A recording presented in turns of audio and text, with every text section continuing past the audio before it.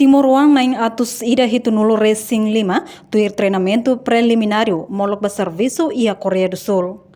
Secretário de Estado de Formação Profissional no Emprego, Liu Husi Direção Nacional Emprego Exterior, for preliminario training ba jovem Timor-Wang naing atus ida hitunulu Racing 5 atu ba serviço e a Coreia do Sul, segunda-feira semana ne.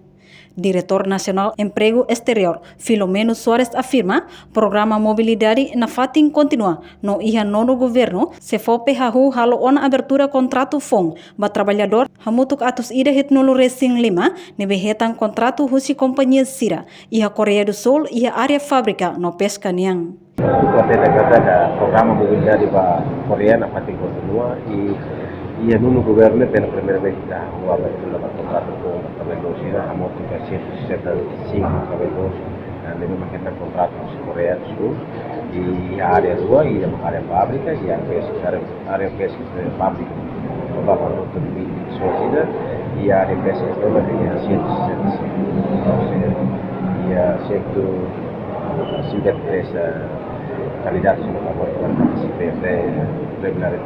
Niamos informa, pasaporte ba candidato Sirane, ia hotu ona, no sefope ia plano kada tinang, pessoal ida husi sefope, no ida husi Ministério Justiça, mele direita ba embaixador Coreia e Timor, para bele estende Sirane pasaporte.